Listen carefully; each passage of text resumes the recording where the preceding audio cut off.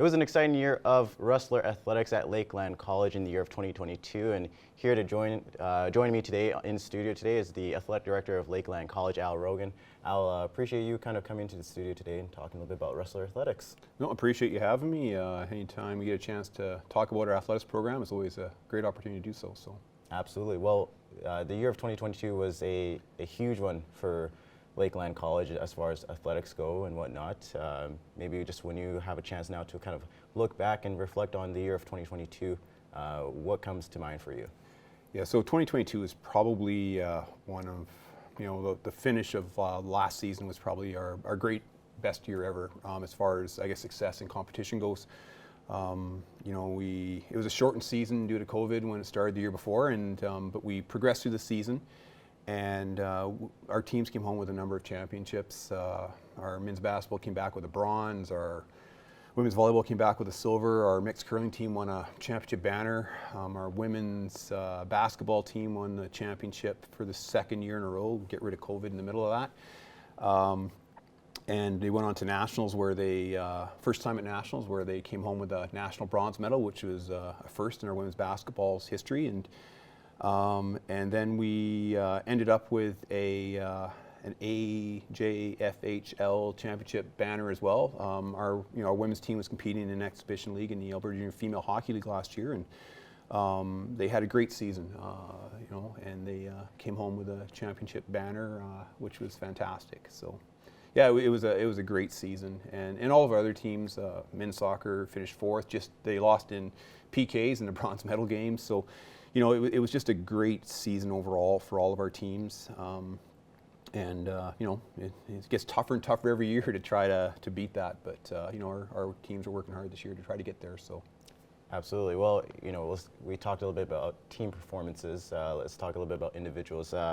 There's a number of athletes throughout the college that were recognized for their hard work and excellence in the sport that they were playing in. Some to mention is two coaches were awarded Coach of the Year last year, and Chris King and Taylor Dyer. Yep. And one of them was awarded as a CCA Coach of the Year for women's basketball. And then going into the athletes side, two CCA All-Canadians, one ACAC All-Defender, and Kyla Franks for the women's soccer club. Just seeing those athletes, coaches kind of progress, just how much have you seen the progression of athletics in Lakeland College just over the years from your time being here?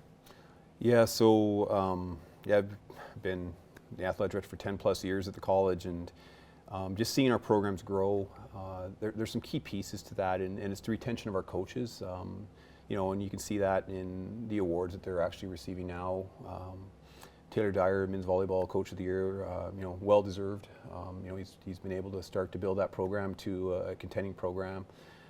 Chris King, reached the highest pinnacle for coaches in any sports, where he received the CCAA Coach of the Year, and he also received the ACAC Coaching Excellence Award, which means he was the coach that received the most amount of votes out of all coaches in the ACAC last year. So, when you're able to retain coaches and keep them with your program for a number of years, they buy into the culture and they continue to grow as individuals, and then they share that knowledge and that information with their student athletes, which is great to see, and hence why, Tori Duggan was the Player of the Year nationally last year. We had more academic all-conference players nationally as well, as far as top student athletes in the classroom, which is something we strive for. So yeah, it's when you're able to retain coaches and student athletes over a period of time, it just helps them grow and develop as people. Absolutely. Well, now going into, as we shift into the year of 2023, a number of things kind of coming up with Rustler Athletics. Obviously the curling team is hosting the championships in Vermilion back later in March, but just when you have a chance to kind of look at the year of 2023, what is to come in your mind, and what's some of the exciting things that are going to be coming for Rustler Athletics in the year of 2023? Yeah, so a lot of our teams are sitting right in a playoff spot right now. We're hopefully looking to see, well, it would be great if all of our teams qualified for the championship round, and then once again, when you hit the championships, who knows what's going to happen. You can have a great weekend and you're off to the national championship round. And our women's volleyball team has a great chance right now. They're sitting number one in the North and they're nationally ranked. A couple other teams have been in and out of the national rankings this year as well. So, you know, we're hoping that we're going to see all of our teams at the conference championships, and it'd be great to see one or possibly two teams head off to nationals. But you know, it's still 2 months of competition, regular season, where they're going to have to compete and play at their best.